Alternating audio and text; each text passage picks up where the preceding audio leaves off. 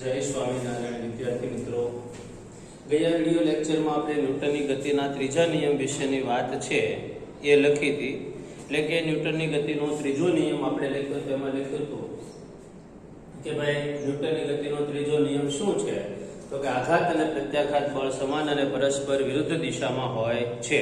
પછી એના આપણે ઉદાહરણ આપ્યા હતા. ઉદાહરણમાં કે નદીની અંદર, નદી કે તળાવ કે એમાં બોટ હોય અને જો નાવિક છે ટેકડો મારીને ઉતરે તો જેટલી રીતે નાવિક ટેકડો મારે એટલી જ રીતે બોટ છે પાછળ તરફ ધકેલાય છે.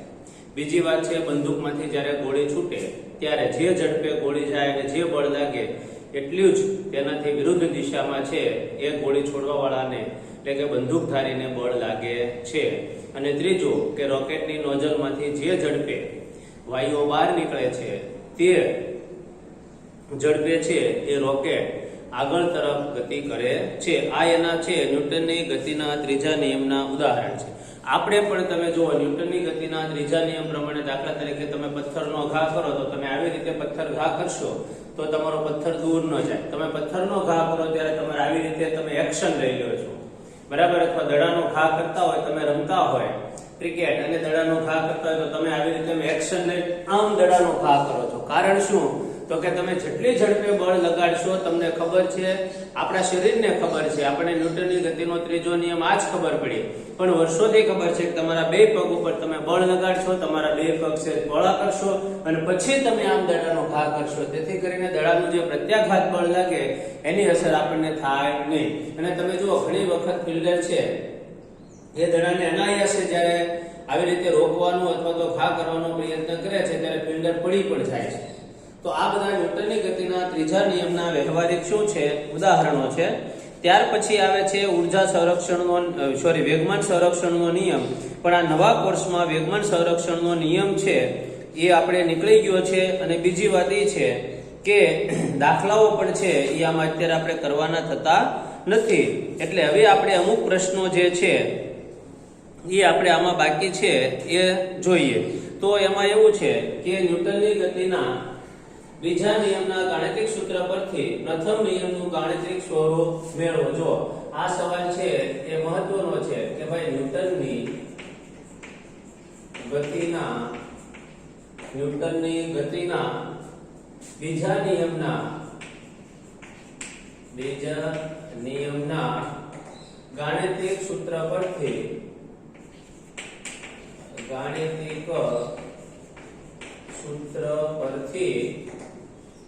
પ્રથમ નિયમનું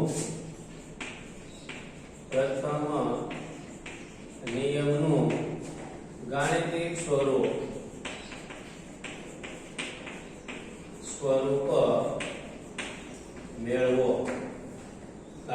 સ્વરૂપ મેળવો. હવે જુઓ કે સૌથી પહેલા ન્યૂટનની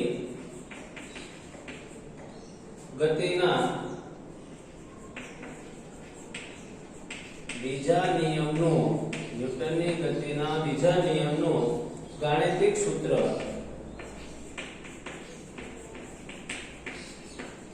ન્યૂટનની ગતિના બીજા નિયમનું ગાણિતિક સૂત્ર એવું છે કે F બરાબર ma.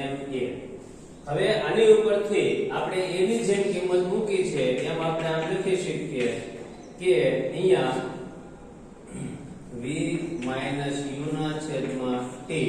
તો તેથી અહીંયા આપણે લખાય કે m v - u અહીંયા f * t બરાબર છે. તો તેથી f * t બરાબર mv - mu. આ પ્રમાણે છે એ આપણે સૂત્રનો ઉપયોગ કરી શકીએ છીએ. એટલે કે અહીંયા જ્યારે તમે જુઓ તો કે જ્યારે f બરાબર 0 હોય એટલે કે પદાર્થ પર સાંભળજો, f બરાબર 0 હોય ત્યારે, એટલે એનો અર્થ શું થયો? f બરાબર 0 એટલે શું? તો કે પદાર્થ પર લાગતું બાહ્ય બળ શૂન્ય હોય ત્યારે. આનો અર્થ આપણે હું તમને સમજાવવા માટે લખું છું. અર્થ શું થાય કે પદાર્થ પર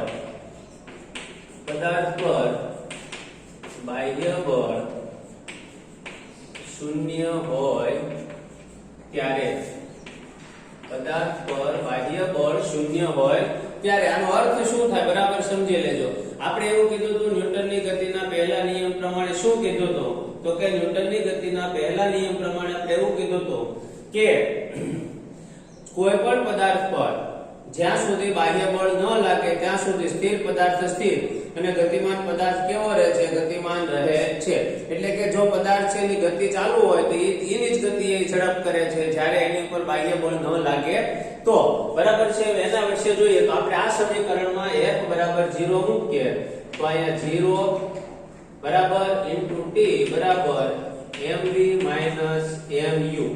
બરાબર તો અહીંયા 0 બરાબર mv - mu આ બાજુ આવે તો mu પ્લસ થઈ જાય બરાબર mv આનો અર્થ શું થયો કે mv એટલે પદાર્થનું દળ ગુણ્યા પ્રારંભિક વેગ અને આ જે છે એ પદાર્થનું શું હશે આ v બરાબર શું છે તો કે પદાર્થનું દળ ગુણ્યા અંતિમ વેગ એટલે કે પદાર્થનો પ્રારંભિક વેગ અને અંતિમ વેગ કેવો રહે છે ચલુ રહેશે એટલે તેથી હવે જુઓ બરાબર સમજી લેજો કે જો f બરાબર 0 હોય ત્યારે સમય t માટે v બરાબર u થાય તેથી f બરાબર g હોય ત્યારે શું થાય છે v બરાબર t થાય છે તેથી સમાન વેગ u થી t સમય દરમિયાન ગતિ ચાલુ રાખશે એટલે કે જ્યારે પદાર્થ પર બાહ્ય બળ ન લાગે ત્યારે પદાર્થનું v બરાબર u થશે એટલે કે પદાર્થ એ તેના સમાન વેગથી ગતિ ચાલુ સમાન વેગથી ગતિ કેવી રાખે છે ચાલુ રાખે છે હવે આપણે છે એ આ એક વાત થઈ હવે નીચેના પૈકી કોનું જડત્વ છે એ બધા અમુક પ્રશ્નો જે નાના છે એ હવે આપણે આ પાઠમાં જોઈએ તો એમાં છે કે જો આ પ્રશ્ન હું લખતો નથી બરાબર છે પરંતુ પ્રશ્ન વાંચું છું પ્રશ્ન મોટો છે પણ એનો જવાબ એકદમ નાનો છે બરાબર પ્રશ્ન એવો છે કે રબરનો નીચેના પૈકી કોનું જડત્વ વધારે છે જો જડત્વનો આધાર કોની ઉપર રાખે છે પદાર્થના વેગમાન ઉપર એટલે કે પદાર્થના દળ ઉપર એટલે કે જેમ પદાર્થનું દળ છે એ વધારે હોય એમ એનું વેગમાન કેવું થાય છે વધારે થાય તો પહેલું છે કે રબરનો દડો અને તેટલા જ વજન વાળો પથ્થર બેમાંથી કોનું જડત્વ વધારે છે તો કે પથ્થરનું એનો જવાબ છે પથ્થરનો સાયકલ અને ટ્રેન કોનું જડત્વ વધારે હોય તો ટ્રેનનું 5 રૂપિયાનો સિક્કો અને 1 રૂપિયાનો સિક્કો તો વજન 5 રૂપિયાના સિક્કાનું વધારે હોય તો 5 રૂપિયાના સિક્કો છે એનું જડત્વ કેવું મળશે આપણને વધારે જોવા મળશે હવે જો કારણ છે બે કારણ આપણે લખવાના છે એ બે કારણ આપણે લખીએ અહીંયા તો એ કારણ એવા છે કે કોઈ ઝાડની ડાળીએ તીવ્રતાથી હલાવતા પર્ણો ડાળીથી કેમ છૂટા પડી જાય છે આ સમજાવો અહીંયા જડત્વ વિશેની વાત આવશે બરાબર છે કે અહીંયા એનો જવાબ આપણે લખશું કે કોઈ ડાળીને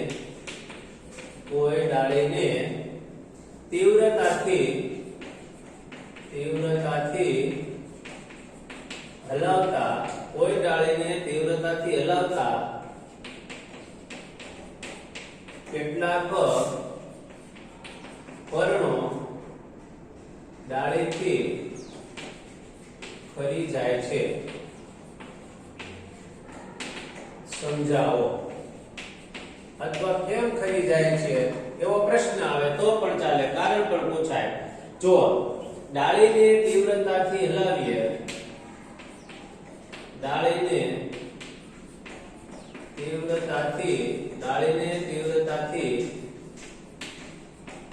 હલાવતા પહેલા તેના પર્ણો સ્થિર અવસ્થામાં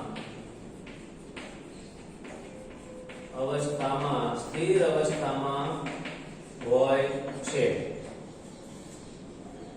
ઝાડની ડાળીને પકડીને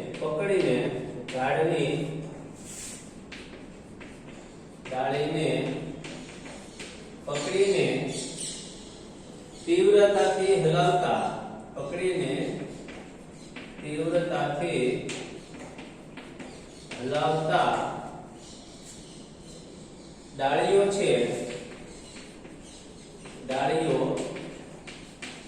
ગતિમાં આવે છે, ડાળીઓ ગતિમાં આવે છે, પણ પર્ણો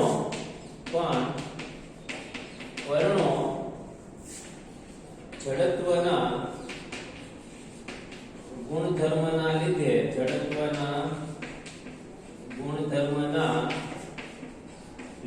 પર્ણો છે જડત્વના ગુણધર્મના લીધે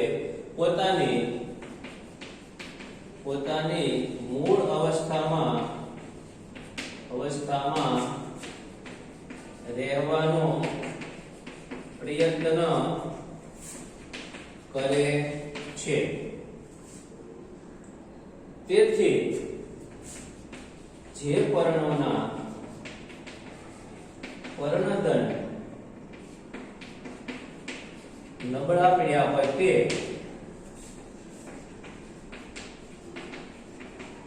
પર્ણો ખરી પડે છે. જે પર્ણના પર્ણદંડથી નબળા પડ્યા હોય તે શું થાય છે? ખરી પડે છે. હવે જ્યારે કોઈ બસ અચાનક અટકે તો આપણે આગળ તરફ પડીએ છીએ અને ઊભી રહેલી બસ અચાનક ગતિમાં થાય તો આપણે પાછળ તરફ નમી જઈએ છીએ. બરાબર. આનું મેં તમને કારણ છે એનો જવાબ લખાયો હતો કે બસ છે એ જ્યારે અચાનક ઝડપે ઉપડે ત્યારે આપણા પગ છે એ બસને અડેલા હોય પણ શરીર આખું અડેલું હોતું નથી, એટલે બસના તળિયા સાથે આપણા પગ ગતિમાં આવે છે, જેથી કરીને પગ આગળ તરફ જાય છે, જ્યારે આખું શરીર છે જડત્વના કારણે સ્થિર રહે છે, એટલે આપણે પાછળ તરફ નમી જઈએ છીએ. હવે જ્યારે બસ છે એ એકદમ બ્રેક મારે ત્યારે આપણું શરીર ગતિમાં રહે છે, જ્યારે તળિયું છે એ બ્રેક મારતા સ્થિર થાય છે, આપણા પગ એને અડેલા હોવાથી પગ પણ સ્થિર થાય છે, જ્યારે શરીર આખું ગતિમાં હોવાથી આપણે આગળ તરફ છે એ નમી પડીએ છીએ. બરાબર છે. આ કારણ છે એ તમારે લખવાનું છે. તો હવે અહીંયા આપણે હાલ તુરંત છે એ આ પાઠ શું કરીએ છીએ? પૂરો. હવે આપણે છે એ નવો પાઠ શરૂ કરવાનો છે. પાઠનું નામ છે ગુરુત્વાકર્ષણ. એ પણ ન્યૂટને શોધેલું છે. જેમ ન્યૂટનની ગતિના 3 નિયમો છે, ન્યૂટનની ગતિનો પહેલો નિયમ, ન્યૂટનની ગતિનો બીજો નિયમ અને ન્યૂટનની ગતિનો ત્રીજો નિયમ. તમને આની PDF ફાઇલ મળી ગઈ છે. બરાબર છે. એમાં ઘણા બધા અસમંજસ છે. બરાબર કે ભાઈ અમુક પ્રશ્નો તમે જો ફાઇલ છે એ વ્યવસ્થિત રીતે તમે એની અંદરના અભ્યાસક્રમનો અભ્યાસ કર્યો છે, મેં તો કાલે કર્યો છે. બરાબર. એમાં ઘણા બધા ટોપિક એવા છે જે બંને બાજુ છે, ભણાવવામાં પણ છે અને નથી ભણાવવામાં પણ છે. દાખલા તરીકે ન્યૂટનની ગતિનો બીજો નિયમ છે તો એ ભણાવવામાં પણ છે, નથી ભણાવવામાં પણ છે. બરાબર છે. પણ આપણે એને ભણાવ્યો જ છે. આપણે મોટા ભાગે એવું જ કરશું કે જે આપણે શીખ્યો હોય બરાબર ત્યાં સુધી આપણે એને ભણાવવાનો જ પ્રયત્ન કરશું. બરાબર છે. એટલે એ જો પ્રયત્ન તમે કરો તો આપણે કોઈ કોર્સ છે ઘટતો જ નથી ગણિત વિજ્ઞાનનો. તમારે સમાજ વિદ્યા છે, સંસ્કૃત છે, અંગ્રેજી છે, ગુજરાતી છે, એમાં આખા પાઠ ઉડાડી દીધા છે કે આ પાઠ તમારે નથી કરવાનો. જ્યારે આપણે અહીંયા અમુક ટોપિક લઈને છે એ ટોપિક કાઢવાનો પ્રયત્ન કર્યો છે કે ભાઈ ચાલો આ ટોપિક આપણે નહીં ભણાવો. હવે ઓહમનો નિયમ મેં તમને ભણાવેલો છે, તો ઓહમનો નિયમ તમે જોજો બે બાજુ છે, ભણાવવામાં પણ છે ઓહમનો નિયમ અને નથી ભણાવવામાં પણ છે. બરાબર છે. તો આ જે છે ઓહમનો નિયમ એ પણ તમારે સમજવો. હવે આપણે શું કરવું? એને ભણાવવો કે ન ભણાવવો? બરાબર છે. એટલે આપણે એવું રાખ્યું છે કે ભાઈ એને આપણે બે બાજુ લેતા. હવે જ્યાં સુધી ઉપરથી અત્યારે આ બધા પ્રશ્નોની રજૂઆત કરી છે વિજ્ઞાન શિક્ષકોએ અને ગણિત શિક્ષકોએ, ગણિતમાં પણ ઘણું બધું એવું છે. બરાબર. તો હવે એના વિશેની વાત છે એ જ્યારે પાછું સોલ્યુશન આવશે ત્યારે આપણે પાછું જોઈશું. હવે અત્યારે આપણે નવો પાઠ છે એ શરૂ કરીએ છીએ. પાઠનું નામ છે પાઠનું નામ છે ગુરુત્વાકર્ષણ. પાઠનું નામ છે ગુરુત્વાકર્ષણ. શું નામ છે પાઠનું? ગુરુત્વાકર્ષણ. હવે જો આ પણ ગુરુત્વાકર્ષણની શોધ પણ તમે બધા જાણો છો કે ભાઈ ન્યૂટને કરેલી છે. બરાબર છે. અને આઇઝેક ન્યૂટન છે એણે આ શોધ કરી. આમાં અત્યારે આપણને એવું લાગે છે કે આ બધી વસ્તુઓ છે એની શોધની શું જરૂર હશે, આ તો બધી વસ્તુ ખબર જ ન હોય. પણ નહીં, સૌથી પહેલા તમને હું કહું, આપણે એક શબ્દ આવી ગયો ગેલેલિયો. બરાબર છે.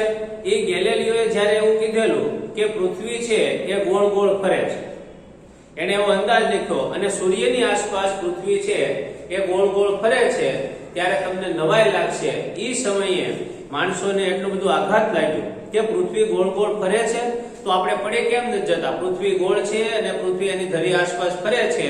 આવું જ્યારે એને વિધાન આપ્યું ત્યારે માણસોને ખૂબ બીક લાગી કે ગોળ હોય તો એમ આપણે રહી કેમ શકીએ, પૃથ્વી ફરે તો આપણે પડી કેમ નથી જતા? આવા બધા પ્રશ્નો. અને આવી પછી એવું ત્યારે રાજાશાહી હતી ત્યારે એવું થયું કે આ ગેલેલિયો છે ખોટા અફવાઓ ફેલાવે છે, એટલા માટે એને જેલમાં પૂરી દેવામાં આવ્યો કે આ ખોટે ખોટી સમાજમાં શું ફેલાવે છે? અફવાઓ ફેલાવે છે. એટલે એને એ સમયમાં જેલમાં પૂરી દીધેલો. તો આ બધી વસ્તુઓ જે છે એ આપણે એવા સમયે ત્યારે વિજ્ઞાનની એટલી બધી શોધ છે એ માણસો સ્વીકારવા તૈયાર નહોતા. માણસો છે એ વિજ્ઞાનની શોધ આટલી બધી સ્વીકારવા માટે તૈયાર હતા નહીં. બરાબર છે. જેમ કે ટ્રેન છે એની શોધ થઈ તો માણસો ટ્રેન જોવા જતા, પણ બેસતા નહીં કે એમાં તો ધુમાડા નીકળે, આગ લાગે તો આપણે સળગી જઈએ. તો કેટલાય ટાઈમ સુધી ટ્રેન છે એને ખાલી ખાલી ફેરવીએ, માણસો કોઈ એને બેસવા રાજી નહોતું. આજે છે એ વિજ્ઞાન એ ખૂબ આગળ આવી ગયું છે અને માણસોને ખબર છે કે વિજ્ઞાનમાં જ્યારે કોઈ શોધ થાય ત્યારે એને સંપૂર્ણપણે ટેલી કરી અને પછી જ બહાર મૂકવામાં આવે છે. એવું માણસોમાં એવો કોન્સેપ્ટ ક્લિયર થયો. બરાબર. પહેલા એવું હતું જ નહીં. તો આ બધી વસ્તુઓ છે એ ત્યારે એવું વિચારીને આગળ આપણે લેતા કે ભાઈ આવું બધું ન થાય. બરાબર. એટલે વિજ્ઞાનની શોધો છે એટલી બધી આપણે જે અત્યારે જે ઝડપે સ્વીકારી લઈએ છીએ અત્યારના સમયમાં, એવી ઝડપે એ સમયની અંદર માણસો સ્વીકારતા નહીં. પણ માણસો છે એ ત્યારે સામા વિચારતા કે આમાં તો આમ થશે, એટલે પોતાના તર્ક દોડાવતા. અને વિજ્ઞાનની શોધ છે, દિવાસળીની શોધ થઈ તો 70 વર્ષ પછી માણસો છે દિવાસળી વાપરતું થયું. બરાબર. કે આમાં હાથમાં તાપ થાય, આપણે સળગી જઈએ, ગમે એના થયું હોય એની જાતે ફડકો થયો તો આપણું બધું સળગી જાય. એટલે જે આમ સમાજમાં છે એ ઝડપથી એનું થતું નહીં. એમાં ન્યૂટને જ્યારે ગુરુત્વાકર્ષણની શોધ કરી તો ન્યૂટન છે એ અત્યારે કેમ આપણે કોરોના વાયરસ થયેલો છે અને મોટા ભાગના સુરતથી છે, બોમ્બેથી છે આપણા દેશમાં આવી ગયા, ગામડે જતા રહ્યા, એમ એવા સમયમાં ત્યારે પ્લેગનો રોગ ફાટી રહેલો, મરકી અને પ્લેગનો. ત્યારે ન્યૂટન જ્યાં ભણતા ત્યાંથી એ પોતાના ગામડે જતા રહ્યા અને ગામડે ખેતરની અંદર પોતે વાંચતા હતા. બરાબર. એલિમેન્ટ્સ ઉપર સંશોધન કરતા હતા. એલિમેન્ટ્સ થિયરી જે છે એની ઉપર એ સંશોધન કરતા હતા. અને એ દરમિયાન એને સફરજનના ઝાડ ઉપરથી સફરજનને નીચે પડતું જોયું અને આ વસ્તુ છે એના મનમાં પ્રશ્ન ઉભો થયો અને એ પ્રશ્નનો જવાબ પછી એને મેળવ્યો. અને એ પ્રશ્નનો જવાબ આપણે જે છે એ ગુરુત્વાકર્ષણ સ્વરૂપે જાણીએ છીએ. તો આ ગુરુત્વાકર્ષણ છે એની શરૂઆતની અંદર સમજાવ્યું છે કે જેમ આપણે કોઈ એક હાથમાં છે એ પથ્થર લીધો હોય તો આ પથ્થર છે એને ગોળ ગોળ આપણે ફેરવીએ દોરી સાથે બાંધીને તો એ ગોળ ગોળ ફેર્યા જ કરે. શરૂઆતની અંદર થોડાક ટાઈમ સુધી આપણે એને આમ હલાવવો પડે, પછી તમે જુઓ સહેજ આમ તમે કરો તો એ પથ્થર છે એ હલ્યા ફેર્યા જ કરશે. બરાબર છે. તો એનું કારણ શું છે? દાખલા તરીકે પૃથ્વી છે સૂર્યની આસપાસ એવી રીતે ફરે છે, ચંદ્ર છે પૃથ્વીની આસપાસ ફરે છે. તો આના કારણ શું? તો કે એના કારણ છે એ ચંદ્ર છે એ પૃથ્વીના ગુરુત્વાકર્ષણથી આકર્ષાયેલો છે એટલે એનાથી દૂર નથી જતો. તો બીજો પ્રશ્ન એવો થાય એમ પૃથ્વી છે એ સૂર્યના ગુરુત્વાકર્ષણથી આકર્ષાયેલી છે એટલે દૂર જઈ શકતી નથી, ગોળ ગોળ ફરે. તો એનો બીજો પ્રશ્ન તમારા મનમાં એવો થાય કે દાખલા તરીકે આ વસ્તુ છે ઈ આનાથી આકર્ષાયેલી છે તો આમ ભેગી કેમ નથી થઈ જતી બે વસ્તુ? આ ચોક છે, આ મોટો ચોક છે એનાથી આ નાનો ચોક આકર્ષાયેલો છે તો આમ કેમ નથી આવી જતો? માત્ર ફરે જ છે, શું કામ? તો એના માટે જવાબદાર છે એની વર્તુળીય ગતિ, જેને ચાક ગતિ કહેવાય. જ્યારે કોઈ પણ પદાર્થ છે આવી રીતે ગોળ ગોળ ફરતો હોય ત્યારે જ્યારે ગોળ ગોળ ફરે ત્યારે આ બિંદુએ માની લો કે જો એનું બળ માપવામાં આવે તો આ પદાર્થ છે ખરેખર આમ જવાનો પ્રયત્ન કરે છે, પણ આ જે છે ને કાટખૂણે છે એ આ બાજુ આવવા જે બળ લગાડવું પડે છે અને ઈ બળને કારણે એની અંદર ચાક વૃત્તિ ઉત્પન્ન થાય છે. એથી ઈ પદાર્થ છે એ અંદર આવી જતો નથી. બરાબર છે. તો આવી રીતે છે એ આ પદાર્થ છે એ આપણને જોવા મળે છે. તો હવે અહીંયા આપણે આ પહેલે શરૂઆતની સમજાવ્યું છે કે ગુરુત્વાકર્ષણ બળ છે કેવી રીતે લાગે છે સફરજનની નીચે પડવાની ઘટનાથી, એને વિચાર કર્યો અને એની અંદરથી આ ન્યૂટન છે એને આ છોડ જોયું. હવે આની અંદર જુઓ, ચંદ્રમાની પૃથ્વીની આસપાસ ગતિને કેન્દ્રગામી બળને કારણે છે અને આ કેન્દ્રગામી બળ છે એ પૃથ્વીના આકર્ષણ બળ પૂરું પાડે છે. જો આવું બળ કોઈ બળ ન હોત તો ચંદ્ર છે એ સૂર્ય ગતિ કરતો હોત, એટલે કે ચંદ્ર છે એ સીધે સીધો થયા, એની બદલે એને કેન્દ્રગામી બળ જે પૂરું પડે છે એટલે ગોળ ગોળ શું કરે છે? ગતિ કરે છે. ન્યૂટનની ગતિના ત્રીજા નિયમ અનુસાર સફરજન પર પૃથ્વીને, હવે અહીંયા શું છે કે દાખલા તરીકે કોઈ પણ બે પદાર્થ હોય, આપણે કીધું કે આઘાત અને પ્રત્યાઘાત બળ સમાન અને પરસ્પર કેવા હોય છે? વિરુદ્ધ દિશામાં હોય છે. બરાબર? તો કોઈ પણ વસ્તુ છે એ જ્યારે નીચે પડે તો આપણે બળ લગાડીએ છીએ, તો એ પદાર્થ ઉપર જે બળ લગાડ્યું છે એનાથી વિરુદ્ધ દિશામાં બળ લાગે છે. બરાબર છે? તો અહીંયા શું કીધું છે કે ગતિના બીજા નિયમ અનુસાર પદાર્થ પર આપેલું બળ છે એ પ્રવેગ એના દળના વ્યસ્ત પ્રમાણમાં હોય છે. પૃથ્વીની સાપેક્ષમાં સફરજનનું દળ છે અગણ્ય છે. પૃથ્વી તો ખૂબ વજનદાર છે, પણ એના સફરજનનું બળ છે એ ખૂબ ઓછું છે. એટલે કહેવા એમ માંગે છે કે જો ગુરુત્વાકર્ષણનો નિયમ છે એ છે, અહીંયા એવું છે ન્યૂટનની ગતિના નિયમો અને ગુરુત્વાકર્ષણ બંનેને સાથે સાંકળવાનો પ્રયત્ન કર્યો છે કે કોઈ પણ પદાર્થ ઉપર આપણે છે એ બળ લાગે F, બરાબર? તો F બરાબર ma. આ સૂત્ર છે ન્યૂટનની ગતિનો બીજો નિયમ છે કે F બરાબર ma.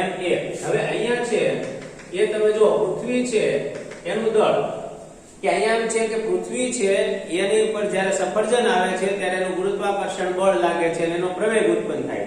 હવે એવી જ રીતે સફરજન છે એ પાછું પૃથ્વી ઉપર બળ લગાડતું છે પોતાની તરફ ખેંચવા માટે, તો એનું દળ લેવાનું. અહીંયા કોનું દળ લેવાનું છે? પૃથ્વીનું દળ લેવાનું. અહીંયા કોનું દળ લેવાનું છે? સફરજનનું દળ. તો હવે તમે સમજી શકો એમ છો કે સફરજનનું દળ છે પૃથ્વીની સાપેક્ષમાં લાગે જ નહીં, ગણાય જ નહીં. બરાબર? એટલા માટે છે આ બળ વધી જાય છે. આ બળ શું થાય છે? વધી જાય છે. એટલે સફરજન ક્યાં આવે છે? નીચે તરફ આવે છે. એ ગુરુત્વાકર્ષણના સાર્વત્રિક નિયમની અંદર આપણે એ વાત છે એ સમજાવવાની છે. ગુરુત્વાકર્ષણનો સાર્વત્રિક નિયમ શું કહે છે? આપણે તો જનરલી એવું જ ભણીએ છીએ કે ભાઈ કોઈ પણ પદાર્થ, ગુરુત્વાકર્ષણ આપણે કોને કીધું? તો કે આપણે ગુરુત્વાકર્ષણ એને જ કીધું કે ભાઈ કોઈ પણ પદાર્થ પૃથ્વી તરફ ખેંચાય તો પૃથ્વીના ગુરુત્વાકર્ષણ બળને કારણે નીચે આવે. પણ પૃથ્વી તો અહીંયા છે. આ સમગ્ર બ્રહ્માંડની વાત છે. કોઈ પણ નિયમ છે સાર્વજનિક હોવો જોઈએ. કાંઈ મારી તમારી વચ્ચે કોઈ વાત ઘટના બની હોય તો એને નિયમ સ્વરૂપે આપણે ન રજૂ કરી શકીએ. કોઈ પણ નિયમ છે સર્વસામાન્ય હોય તો જ એને નિયમ કહેવાય, નહીતર તો આપણા બેની વ્યવહારની વાત થઈ કહેવાય. એટલે જ્યારે પૃથ્વી અને કોઈ પદાર્થની વાત કરીએ તો એ પૃથ્વી અને પદાર્થ વિશેની વાત છે, પણ સમગ્ર સૃષ્ટિને જ્યારે લાગુ પડે ત્યારે એને નિયમ કહેવાય. બરાબર છે? તો સાર્વત્રિક નિયમ ગુરુત્વાકર્ષણનો શું છે કે કોઈ પણ પદાર્થ છે એ જ્યારે કોઈ પણ પદાર્થ છે એ એકબીજા ઉપર આકર્ષણ બળ લગાડે છે. શું છે આનો સાર્વત્રિક નિયમ? કે કોઈ પણ પદાર્થ છે, વિશ્વનો પ્રત્યેક પદાર્થ છે બીજા પદાર્થ પર આકર્ષણ બળ લગાડે છે. આ આકર્ષણ બળ સાંભળજો કેટલું હોય છે? તો કે આ આકર્ષણ બળ છે એ બંને પદાર્થના દળના ગુણાકારના સમપ્રમાણમાં હોય છે અને તેમની વચ્ચેના અંતરના વ્યસ્ત પ્રમાણમાં હોય છે.